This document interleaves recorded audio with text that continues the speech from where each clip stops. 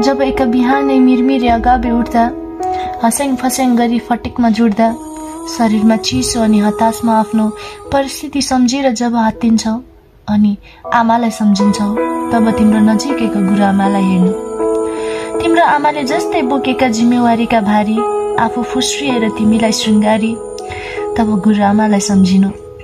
जब बिहान दौडदा फुट्न खोज्लान् मुटु, थकित शरीरले आस गर्लान् पानी घुटु घुटु, फोक्सो फुलिँदा जब फुत्किन खोज्लान् सास, देखेर सपना छाडी हौला तिमी निराश।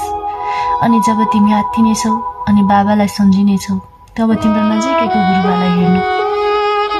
तिमी भन्दा धेरै गरेर परिश्रम, तिमीलाई उज्यालो छर्दै चिरेर भ्रम, तब तिम्रो गुरुबालाई हेर्नु। जब कवाजमा फट्ला गोडा अनि दुख्ने गरी ती फोरा, सँगै हाँसखेल गर्दाका ती पल, हरेक मेला पर्वमा गरेका ती छलफल, सम्झेर जब तिमी आत्तिनेछौ अनि साथीभाइलाई सम्झिनेछौ, तब नजिकैको बेड पार्टनरलाई हेर्नु।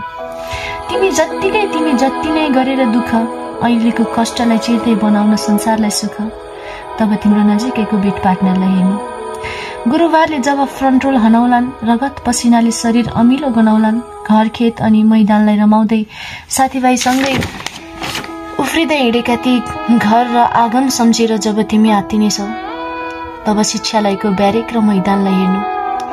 तिम्रो हार परिश्रमको बनेर साक्षी, मिठा सपना र सुनौलो संसारलाई भाकी, तिम्रो शिक्षालयको ब्यारेक र मैदानलाई सम्झनु।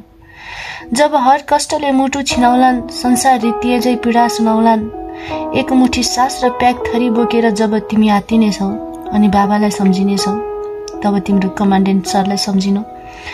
तिम्रो कमान्डेन्ट सरलाई हेर्नु। तिम्रो बुबाले जस्तै सपना बोकेर तिमीलाई आफ्नै सन्तान झै मानेर हर कष्टलाई सहज बनाउन, तिम्रो राष्ट्र सेवक बन्ने सपना सजाउन। तक बनाउँदै बा आमालाई पनि देश सेवा गर्नेछु असल भई ठहरी, बन्नेछु म असल नेपाल प्रहरी, बन्दैछु अब म नेपाल प्रहरी। धन्यवाद। जय नेपाल।